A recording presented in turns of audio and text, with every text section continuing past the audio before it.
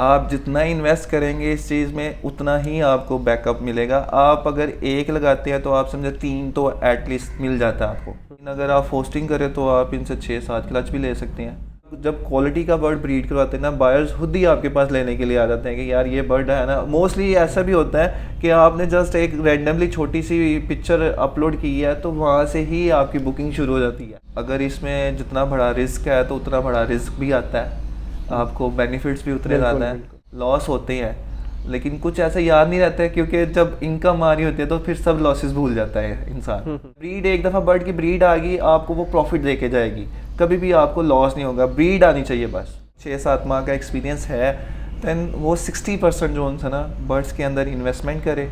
Mostly ये चीज़ें हैं ना एक्सपीरियंस तब होती हैं जब आप खुद प्रैक्टिकल करते हैं। समझाने से इतना नहीं आता, जब एक चीज़ लाइव दिखाई जा रही है और जब आप खुद एक्सपीरियंस करते हैं तब इंसान जो उनसे पूरा साल ही एक्सपीरियंस करता है। ये नहीं कह सकते कि यार इस बंदे का 10 साल का एक्सपीरियंस है तो इसको सारी चीज़ों का पता होगा।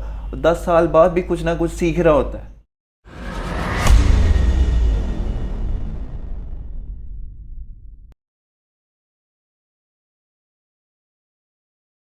अस्सलामुअलैकुम, दिस इज मोहम्मद अरफान एविकल्चरस। आज हम मैं सियालकोट में आपको विजिट करवाने के लिए इब्रार भाई का लव बर्ड का सेटअप। इब्रार भाई माशाल्लाह से 3 साल से लव बर्ड को ब्रीड कर रहा है और इनके पास माशाल्लाह से लव बर्ड में हाई म्यूटेशन अवेलेबल है। आए इब्रार भाई से बात करते हैं, जानते हैं इनकी जर्नी के बारे में। अस्सलामुअलैकुम। वालेकुम अस्सलाम। इब्रार भाई कैसे हैं? अल्हम्दुलिल्लाह मैं ठीक ठाक। इरफान भाई सबसे पहले तो आपका शुक्रिया, आप लाहौर से चल के मेरे पास आए हैं सियालकोट। जज़ाकल्लाह सर। इब्रार भाई सबसे पहले ये बताएं कि आपकी जर्नी कहाँ स्टार्ट हुई एग्रीकल्चर की फील्ड में? मेरी जर्नी एक एक्सीडेंटली स्टार्ट हुई। मैं आज से 4 साल पहले मेरे कज़न ने बजिस के पेयर्स ला के रखे, लेकिन उसके पास है ना सर्वाइवल नहीं करते थे। तो मुझे ऐसे ही यूट्यूब के ऊपर शौक़ चढ़ा तो मैंने यूट्यूब के ऊपर वो उनके क्लिप्स देखे। 6 माह मैं वो क्लिप्स देखता रहा और इससे बताता रहा, गाइडलाइन देता रहा कि नहीं ये डालो ताकि बच्चे बच सके या सर्वाइव कर सके। तो एक्सीडेंटली उसने बाहर जाना था यूरोप साइड पर, तो उसके पास एक पेयर रह गया हुआ था। तो मेरे ख्याल से सितंबर अक्टूबर सीज़न स्टार्ट होता है जब इनका बर्ड्स का। तो वो मैंने उससे कहा कि ये केज और बर्ड्स मुझे दे दो। तो मैंने उससे वो पेयर लिया और कुछ मैंने बाहर मार्केट से नहीं, किसी के घर से पट्ठे वगैरह उठाए 5-6 बजिस के, तो उनको मैंने ला के रखा। तो मेरे पास ब्रीड आ गई विद इन 2 मंथ्स के बाद ब्रीड आ गई और उन्हीं को मैंने सेल आउट किया उनकी ब्रीड को, और अच्छे पैसे में, मतलब एक सोर्स ऑफ इनकम मुझे नज़र आया कि यार ये तो बहुत अच्छा सोर्स ऑफ इनकम है। उससे पहले मैं वीडियोस भी देखता रहता था यूट्यूब्स के ऊपर, तो इधर से मेरी जर्नी स्टार्ट हुई थी। ये लव बर्ड्स मैंने फिर 2019 में ऐड किए थे। ठीक, तो इब्रार भाई आपकी फर्स्ट इन्वेस्टमेंट कितनी थी? फर्स्ट कितनी इन्वेस्टमेंट की थी आपने? इतनी लंबी मैंने इन्वेस्टमेंट नहीं थी की, तकरीबन आप क्या 30 से 40,000 बिटवीन मैंने इन्वेस्टमेंट की थी। और मेरे पास रैंडमली फर्स्ट ईयर कोई 6 पेयर थे, 6 to 7 पेयर थे, जिसमें albino black eyes, lutino black eyes और एक मैंने पावर ब्लू का पेयर तब डाला था 2019 में। इससे अलावा मेरे पास कुछ भी नहीं था। तो इब्रार भाई कुछ फीमेल्स होती हैं बच्चे मार देती हैं, अंडे तोड़ देती हैं, इसके मसला क्या होता है? मोस्टली है ना फीमेल अग्रेसिव हो जाती हैं हीट के ऊपर आके, ठीक है।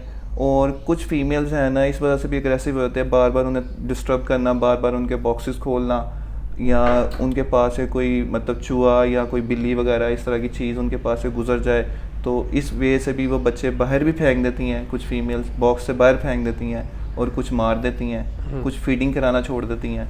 तो काफ़ी सी चीज़ें आती हैं इन चीज़ों में एग्रेसिव होने में। तो इब्रार भाई फीदर प्लकिंग का इशू आता है बर्ड्स में, या अपने बच्चों की फीदर प्लक करती है, इसकी रीज़न क्या होती है?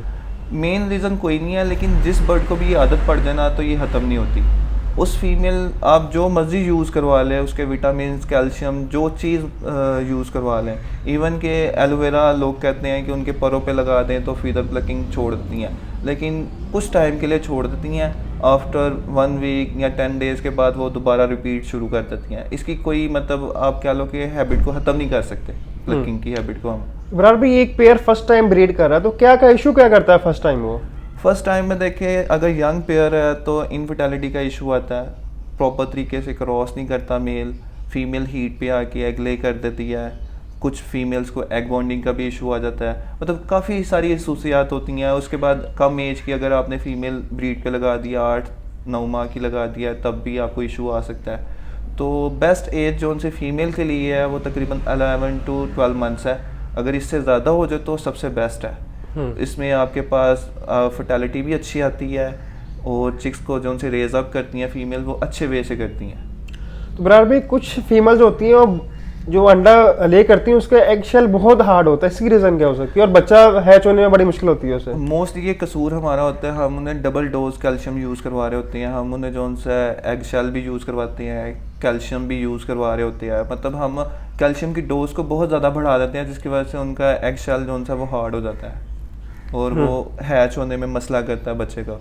उसमें ये है कि आप जो प्रॉपर डोज है अगर कैल्शियम देना है तो एक कैल्शियम दे, एक 100 फूड के ऊपर डी न्यूट्रिकल दे लें या एग शेल का पाउडर दे लें, एक दें।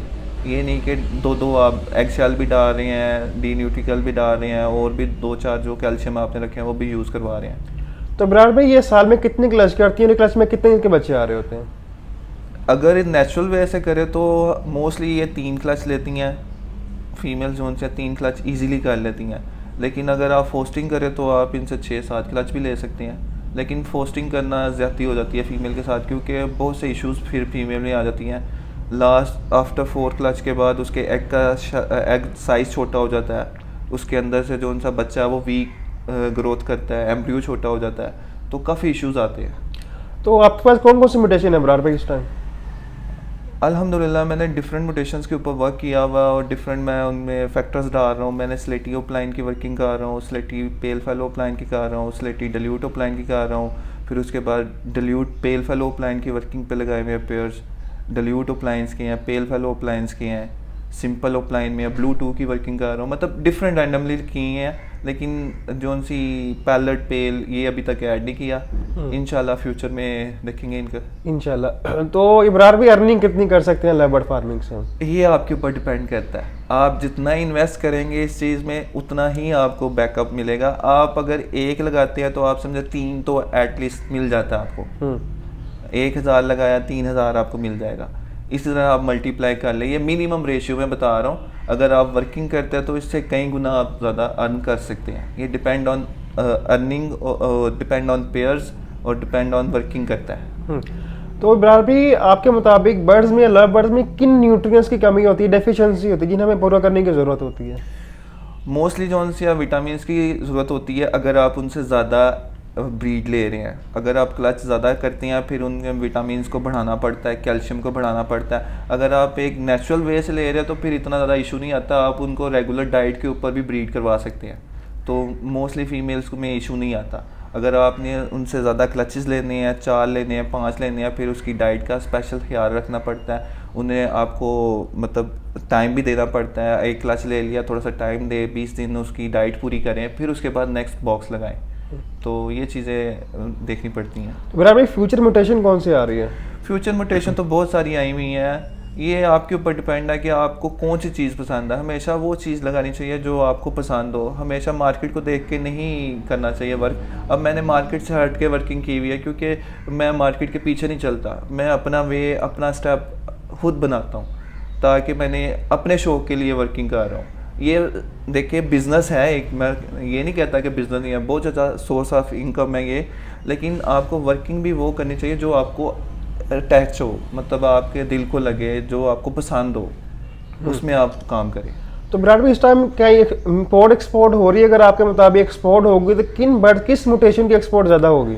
देखिए मोस्टली जो सी एक्सपोर्ट हो रही है उधर गल्फ़ में हो रही है, तो ज़्यादातर लोगों वहाँ पे अल्बाइनोज, क्रीमिनोज, मतलब जो नॉर्मल रेंज में हैं, अभी नॉर्मल रेंज में है, वो ज़्यादा एक्सपोर्ट हो रहे हैं। ओप्लाइंस वगैरह के ऊपर वर्किंग चल रही है, लेकिन ओप्लाइंस जो उनसे ज़्यादातर इंपोर्ट ही करवाए जा रहे हैं। ओप्लाइंस हो गए, पेल फेलोज हो गए, डल्यूट्स हो गए, जितनी भी हाई म्यूटेशन है पाकिस्तान में ज़्यादातर इंपोर्ट हो रही हैं। अभी तक एक्सपोर्ट का नहीं सुना कि पेल फेलो बाहर एक्सपोर्ट हुआ है या डल्यूट्स एक्सपोर्ट हुए हैं। इंशाल्लाह फ्यूचर में काम हो रहा है इसके ऊपर इंशाल्लाह। तो इब्रार भी आपके मुताबिक विटामिन्स की कितनी अमाउंट इस्तेमाल करनी चाहिए? कुछ ब्रीडर्स कहते हैं कि जो अमाउंट एक्यूरेट लिखी हुई है उससे हाफ अमाउंट यूज़ करनी चाहिए, कि ऐसा ही है? देखिए ये डिपेंड करता है आप पानी में यूज़ कर रहे हैं या सॉफ्ट फूड पर यूज़ कर रहे हैं। अगर तो आप सॉफ्ट फूड में यूज़ कर रहे हैं तो फिर तो जो ऊपर लिखी हुई है उसकी क्वांटिटी लिखी हुई है, 2 ग्राम 3 ग्राम कितने केजी या कितने ग्राम सॉफ्ट फूड के ऊपर यूज़ करनी है, तो वो आप एक्यूरेट यूज़ करवाएं। और हमेशा विटामिन जो उनसे ना जो बाकायदा बर्ड्स के लिए बने हुए हैं वो यूज़ करें।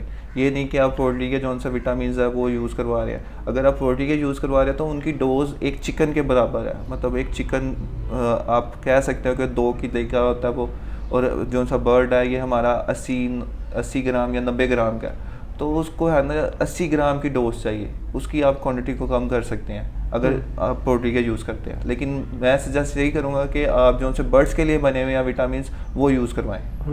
तो उनके स्टोरेज करने का प्रॉपर वे क्या है विटामिन का? एक्यूरेट होता है, कुछ फार्मर होते हैं अपने शेड में रख देते हैं और विटामिन का कलर चेंज हो जाता है, तो इससे क्या है बिल्कुल ऑथेंटिक टेम्परेचर वगैरह क्या है इसका? मोस्टली जो सा इनका टेम्परेचर है ना विंटर्स का होता है, आप ऊपर लिखा भी होता है इनकी बैक साइड पे कि इस टेम्परेचर से अगर रेज अप जाएगा तो ये ख़राब हो जाएगा। बाकायदा उसके 30 डिग्री से ऊपर जाता है तो ये मोस्टली ख़राब हो जाता है। और ये विटामिन जो से तब ख़राब होते हैं जब हबस का मौसम आता है, बरसात का मौसम आता है या गर्मी पीक पर होती है, तब आपको है ना इनको स्टोरेज करनी चाहिए फ्रिज के अंदर, जो इसका प्रॉपर टेम्परेचर दिया हुआ है उसके मुताबिक रखना चाहिए। तो मोस्टली विंटर्स में ये ख़राब नहीं होते। ये आपके अगर आपने 1 साल पहले ली हैं और आप कह रहे हो कि यार मेरे पास अभी हाफ बॉटल पड़ी हुई है तो मैं नेक्स्ट ईयर यूज़ करूँगा, तो इसको प्रॉपर आप स्टोर करें ताकि ये ख़राब ना हो सके। 30 डिग्री से बिलो रखें तो ये आपके सेफ रहेंगे। इब्रार भाई, हम बर्ड्स की बीमारी कैसे पहचाना है कि इस टाइम इस बर्ड को ये बीमारी लगी हुई है? मोस्टली बर्ड का बिहेवियर आप तब जजमेंट कर सकते हो जब बर्ड है ना थोड़ा सा वीक होके बैठा हुआ है, फूल के बैठा हुआ है या नीचे ब्लो में बैठा हुआ है। आपको बर्ड्स की आई से भी अंदाज़ा हो जाता है। मोस्टली है ना बर्ड की आइज़ वो हॉरिजेंटल हो जाती है तो वो वीक शो हो रहा होता है। वो आइज़ का रोल बहुत ज़्यादा है बीमारी में। और मोस्टली जो सा अगर किसी को सोकड़ा हुआ है या किसी को मतलब मोशंस लगे हुए हैं तो वो नीचे है ना फ्लोर पे बैठ जाता है। अदरवाइज़ आप वैसे भी जजमेंट कर सकते हैं, उसने अपने बालों के अंदर गर्दन रखी हुई है, इधर से भी आपको आइडिया हो जाता है। रैंडमली जब आप सुबह के टाइम शेड में जाते हैं तब कुछ बर्ड्स ने किया होता है लेकिन वो बीमार नहीं होते। लेकिन आप देख रहे हो 2 दफ़ा आपने देखा है वो इसी तरह गर्दन करके बैठा हुआ है और खाने पे भी नहीं आ रहा, तो उसको आपको पकड़ के चेक करना चाहिए उसे मोशन है या उसको सोकड़ा हुआ है या सीप निकली हुई है या उसको मतलब टेम्परेचर है, ज़ुकाम है। ये चीज़ें आपको पकड़ के पता चलती हैं कि उसको मसला क्या है। तो हम बर्ड्स की मूवमेंट कैसे पहचान सकते हैं कि इस टाइम बर्ड ये डिमांड कर रहे हैं? मोस्टली जो उनसे ना बर्ड की आप एक्टिविटी से अंदाज़ा कर सकते हैं कि उसको इस वक्त क्या चीज़ रिक्वायर्ड है, विटामिन्स की, कैल्शियम की। अब अक्सर आजकल ब्रीडिंग सीज़न चल रहा है तो बर्ड्स अक्सर वो ब्रीडिंग के ऊपर आया होता है, ब्रीडिंग मूड में होता है, तो हल्की सी आवाज़ निकाल रहा होता है, लेग्स को पुल अप कर रहा होता है, कभी सर के ऊपर जा रहा होता है। ये मेल की एक्टिविटी मैं बता रहा हूँ ताकि फ़ीमेल हीट के ऊपर आए या फीमेल जो सा वो रेडी हो ब्रीड करने के लिए। तो ये मूवमेंट्स होती है ब्रीडिंग पर्पस के लिए। भाई, ये इशू आता है कि एक बार बहुत अच्छा है, हमने ब्रीड करवानी है लेकिन वो ब्रीड पे नहीं आ रहा, उससे क्या, उसके साथ क्या कर सकते हैं हम? मोस्टली ये मेल्स में इशू आता है, मेल्स हीट के ऊपर नहीं आते, फीमेल्स तो मोस्टली हीट पे आके एग्स भी ले कर देती हैं। तो मेल्स में आपको है ना विटामिन्स की या जोन सी वो हीट पे लाने के लिए कैल्शियम वो कैप्सूल मिलता है, एवियन कैप्सूल होता है 200 mg का। आप मेल को डायरेक्ट डोज उसकी दे दें, पूरा पिला दें, मेल हीट के ऊपर आता है। फिर उसके बाद ईस्ट लीलियम की आप डोज को बढ़ा दें मेल के लिए तो वो एक्टिव हो जाता है मोस्टली। अदरवाइज़ कुछ ये भी इश्यूज होते हैं कि मेल्स को फीमेल पसंद नहीं है या फीमेल को मेल पसंद नहीं है तो वो ही ब्रीड पे नहीं आ रहे होते। या आप उनकी मतलब पोर्शन चेंज करके देखें, क्योंकि कुछ बर्ड्स को जो सा नीचे वाला फ्लोर पोर्शन पसंद नहीं आता, आप उनकी जो सी पार्टीशन करके देखें, उसके बाद उनकी जो सी है चेंज करके देखें, केज उनका ऊपर ले जाएं, उन्हें मिड में ले जाएं ताकि बर्ड ब्रीड पे आ सके। वो 2-3 एक्सपेरिमेंट करने से ही आपको अंदाज़ा होता है कि बर्ड को क्या इस वक्त रिक्वायर्ड हो रहा है। विराट भी आपका माशाल्लाह 3 साल का एक्सपीरियंस है, ये 3 साल का एक्सपीरियंस में कोई आपसे लॉस हुआ है? कुछ एक्सपीरियंस शेयर करेंगे आप? देखिए ये लाइफ स्टॉक है, तो लाइफ स्टॉक में तो लॉस और बेनिफिट्स दोनों है। अगर इसमें जितना बड़ा रिस्क है तो उतना बड़ा रिस्क भी आता है, आपको बेनिफिट्स भी उतने ज़्यादा हैं। तो ऐसी कोई चीज़ नहीं है या ऐसा कोई ब्रीडर नहीं है जो कि कभी मुझे लॉस नहीं हुआ। लॉस होते हैं लेकिन कुछ ऐसा याद नहीं रहता है, क्योंकि जब इनकम आ रही होती है तो फिर सब लॉसेस भूल जाता है इंसान। तो इब्रार भाई, न्यू पर्सन आ रहा है, वो स्टार्टअप कहाँ से ले, कितनी इन्वेस्टमेंट स्टार्टअप ले अपना? देखिए ये तो उसके ऊपर डिपेंड करता है कि वो कितनी इन्वेस्टमेंट रखता है अपने पास, 50,000 है, 1 लाख है। तो सबसे पहले तो उसे है ना एक्सपीरियंस करना चाहिए, चाहे 6 माह कर ले, साल कर ले, थोड़ा सा एक्सपीरियंस कर ले। फिर उसके बाद जितनी उसके पास इनकम है वो सारा इन्वेस्टमेंट करें। लॉस इसमें कभी नहीं होता, क्योंकि आप जब थोड़ा सा एक्सपीरियंस करके आते हो इस हॉबी में, तो आपको फिर बेनिफिट ही मिलता है। ब्रीड एक दफ़ा बर्ड की ब्रीड आ गई, आपको वो प्रॉफिट दे के जाएगी, कभी भी आपको लॉस नहीं होगा। ब्रीड आनी चाहिए बस, बर्ड की ब्रीड आ जाएगी तो आपके जितने भी लॉसेस भी पिछले हुए होंगे वो भी कवर कर देगा। तो इब्रार भाई, एक बंदे के पास 10 लाख है फॉर एग्जांपल, वो अपना बजट सेट किस तरह करें? कितने परसेंट बर्ड लेके आए, केज पे कितने परसेंट रखे दाने वगैरह के लिए, और बैकअप कितना रखे अपने पास? यार देखिए, अगर तो उसका एक्सपीरियंस हो चुका है पीछे, उसको 6-7 माह का एक्सपीरियंस है, दैन वो 60% जो है ना बर्ड्स के अंदर इन्वेस्टमेंट करे, ठीक है। फिर उसके बाद जो है आप कह लो कि 10% जो है उसके केजेस, दाने वगैरह, विटामिन के ऊपर वो इन्वेस्ट करे। और 30% जो है ना अपकमिंग सीज़न में जो म्यूटेशंस आ रही होती हैं उसके लिए बैकअप रखे कि यार मैं फ़ौरन फर्स्ट क्लास के पट्टे ये बाय करने हैं, ताकि मैं ज्वाइंट हो सकूं बड़े ब्रीडर्स के साथ जाके, या मतलब एक्सपीरियंस मैन बंदों के साथ मैं ज्वाइंट हो सकूं। तो इस तरह का अपना परसेंटेज रखनी चाहिए उसे। तो आपके मुताबिक इब्रार में पार्ट टाइम करना चाहिए हमें या फुल टाइम करना चाहिए? ये 110% जो सा पार्ट टाइम है, आपको कभी भी इसके ऊपर डिपेंड नहीं करना चाहिए, क्योंकि लाइफ स्टॉक है, आपको कभी भी नहीं पता होता कि यार कल ये बर्ड ज़िंदा रहेगा कि आपको ब्रीड देगा।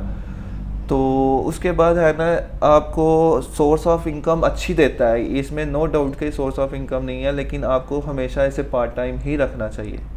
हमेशा इसके ऊपर डिपेंड नहीं करना चाहिए कि बस यही एक बिज़नेस है और इसी से मुझे इनकम आनी है। आप इसे जब पार्ट टाइम रख के और साथ शौक भी आपके दिल में होगा, तब भी आप इसमें आगे अचीवमेंट हासिल कर सकते हो। तो ब्रार ब्रीडिंग सीजन में जब बच्चे वगैरह आए होते हैं तब डाइट क्या देते हैं? हमारा सॉफ्ट फूड की क्वांटिटी कितनी कर देते हैं और मेन डाइट में चेंजिंग वगैरह क्या लेके आते हैं? देखिए मेरा सॉफ्ट फूड जो उनसे 12 माह चलता है, ये नहीं कि जब जस्ट आपका ब्रीडिंग सीजन आया तो आपने सॉफ्ट फूड यूज़ करना है। बस इसमें जो सी है, गर्मियों में हम एग की क्वांटिटी को कम कर देते हैं, गर्म चीज़ें थोड़ी सी कम कर देते हैं और ग्रीनरी ज़्यादा कर देते हैं। आजकल बच्चे आए होते हैं, जिनके बच्चे आए होते हैं उनको एग लाजमी डलता है। एग हो गया, सॉक सीड हो गए, फिर उसके बाद वेजिटेबल्स हो गई जिसमें चुकंदर, गाजर और पालक और मेथी आ जाती है, ये लाजमी डलते हैं। फिर उसके बाद जो सा आपने बच्चों वाले जो से होते हैं पेयर्स, उनको आपने 2 टाइम जो सा वो सॉफ्ट फूड देना होता है। एक डेली सुबह के टाइम दे लें अर्ली मॉर्निंग, एक आप जो सा इवनिंग में दे लें, ताकि अगर कोई बच्चा भूखा है तो आप उसको जजमेंट कर सकें। इवन के कुछ ब्रीडर्स ऐसे भी होते हैं कि किसी को फीड नहीं हुई तो खुद भी वो फीड करवा देते हैं ताकि बच्चा सर्वाइव कर सके, क्योंकि कुछ ब्रीडर्स 6-7 बच्चे भी पलवा रहे होते हैं एक पेयर से, तो पेयर इतनी हिम्मत नहीं रखता कि वो सब बच्चों को इक्वल डाइट दे सके। जो बड़े बच्चे होते हैं उनको अच्छी डाइट मिल जाती है, जो छोटे रह जाते हैं उनको कम डाइट हुई होती है, तो वो फिर ब्रीडर्स खुद उनको फीड करवाते हैं। भाई आपके मुताबिक कौन सी चीज़ डाइट में इस्तेमाल नहीं करनी चाहिए हमें? देखिए ज़्यादा ग्रीनरी आपको यूज़ नहीं करनी चाहिए, जिस तरह पालक हो गई आपको डेली यूज़ नहीं करनी चाहिए। कुछ बर्ड्स या कुछ बच्चे जो उनसे होता है उनको मोशन वगैरह लग जाते हैं डेली। और एक और चीज़ मैं आपको बताता हूँ, ज़्यादा किसी भी चीज़ का, किसी भी सॉफ्ट फूड का ज़्यादा यूज़ जो ज़रा बर्ड के लिए हार्मफुल भी हो सकता है। तो इब्रार भाई बच्चे होते हैं 15-20 दिन के हो गए एक्सपायर हो जाते हैं, इसकी रीज़न क्या होती है? मोस्टली जो उनसे ना ये एक प्लोमा वायरस है। प्लोमा वायरस काफ़ी ज़्यादा इश्यूज आते हैं, उसमें सिम्टम्स आ जाते हैं, बॉडी के ऊपर ब्लैक स्पॉट्स आ जाते हैं, उसकी बेली जो उनसी है वो ब्लैक हो जाती है। तो ये इश्यूज है ना 20 से 25 दिन के चिक्स को आते हैं। और इसकी मेन रीज़न ये होती है कि आपके शेड में गंदगी होती है, आपके ट्रेस गंदे होते हैं, आपके मतलब जो उनसे फ्लोर है वो सारा गंदा रहता है, बॉक्स गंदा रहता है, उधर माइट्स पैदा होते हैं, तो ये वहाँ पे जनरेट होता है। और प्लोमा वायरस एक ऐसी चीज़ है कि ये पेयर से, मतलब जो आपका पेरेंट्स है, ब्रीडर पेयर है, उससे बच्चों में कन्वर्ट होता है।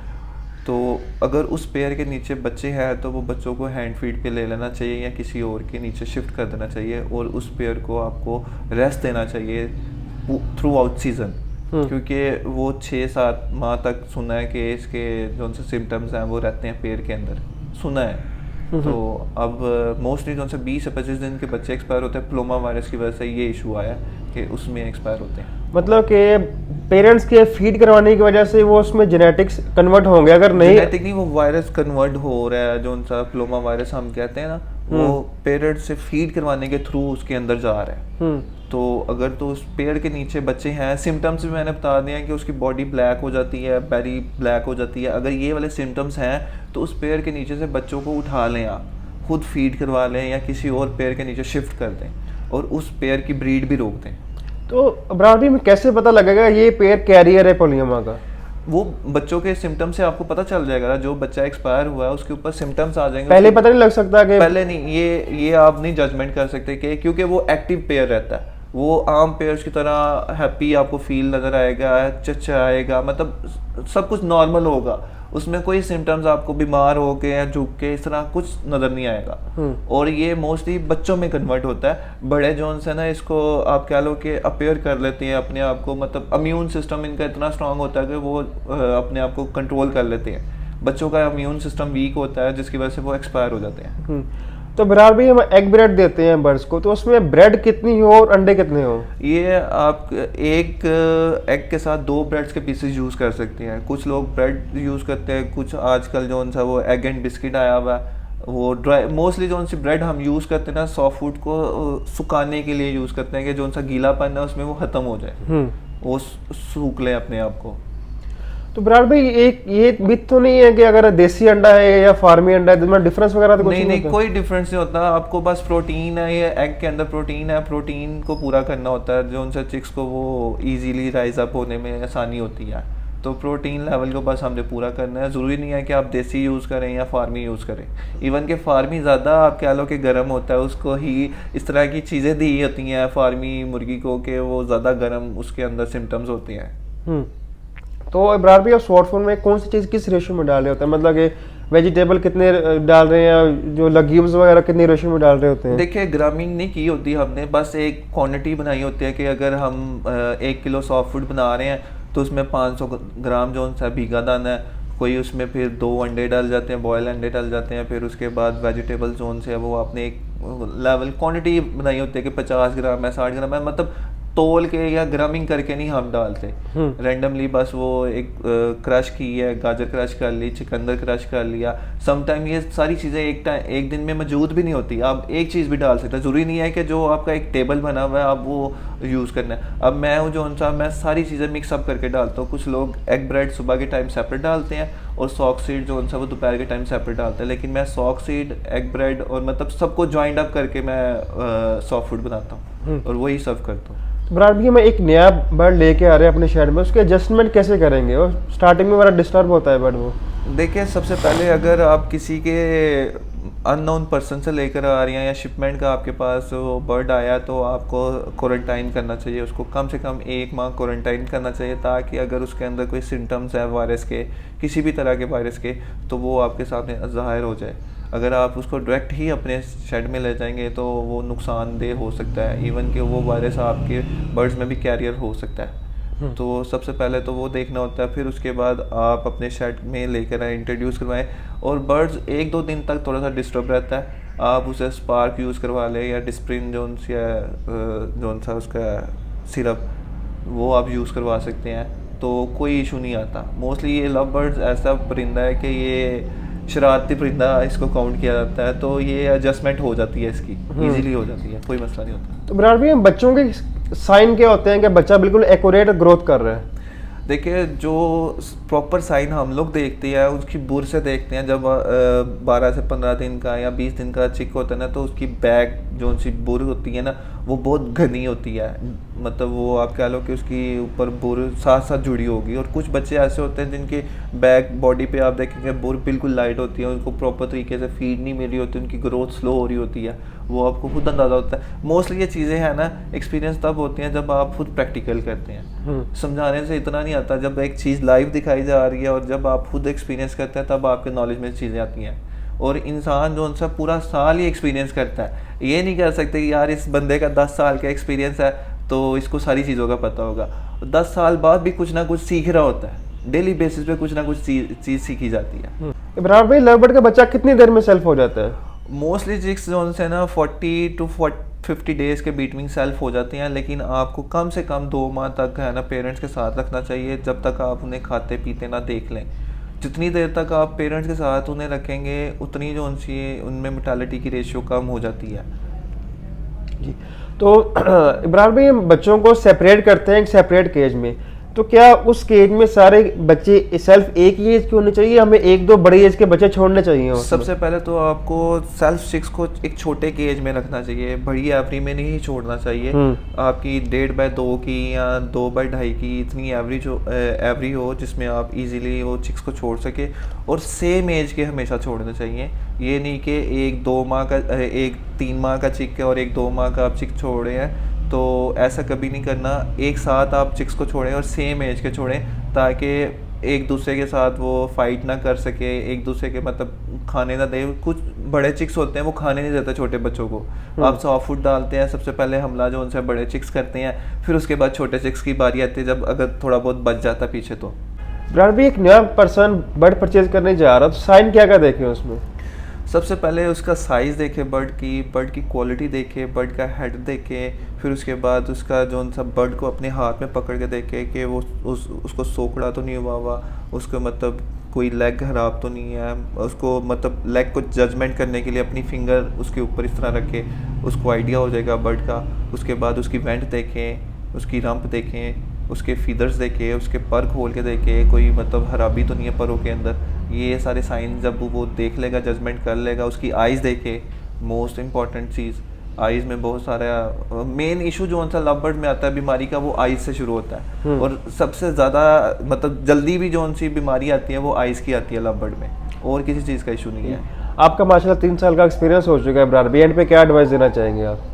एंड पे यही एडवाइस देना चाहेंगे कि यार अच्छा काम करें, अच्छे से अच्छा बर्ड ब्रीड करवाएं। जब आप खुद अपने लिए अच्छे से अच्छा बर्ड ब्रीड करवाएंगे ना, तो अल्लाह ताला उसी में बरकत डालता है, और उसी में है ना आप इजीली सेल आउट भी करने में कामयाब हो जाते हैं। क्योंकि न्यू फेंसर को सबसे ज़्यादा मसला आता है सेल करने में, उनसे बायर नहीं होते, मतलब सेल नहीं हो पाते बर्ड्स, कोई बायर नहीं उन्हें मिलता।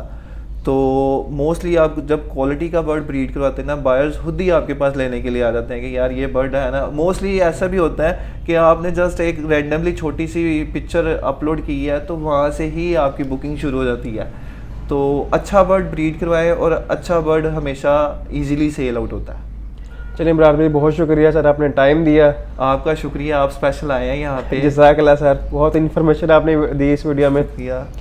Thank you so much everyone. उम्मीद है कि आपको आज की हमारी वीडियो पसंद आई होगी। अगर आपको हमारी ओवरऑल वीडियोस पसंद आती है और आप चाहते हैं कि हम सेटअप विजिट करते रहो, आपके लिए वीडियोस लाते रहे, तो आप हमारे चैनल मोहम्मद इरफान एविकल्चर जरूर सब्सक्राइब कीजिए और बेल आइकन को लाजमी दबा दीजिए, जिससे हर नई वीडियो की नोटिफिकेशन आपको बर वक्त पहुंची रहेगी। इंशाल्लाह इस वीडियो का पार्ट 2 आएगा, उसमें हम आपको इनका कंप्लीट सेटअप विजिट कराएंगे और पेयर बाय पेयर दिखाएंगे कि इनके पास कौन कौन सी म्यूटेशन लगी हुई है। थैंक यू सो मच, अल्लाह हाफिज़।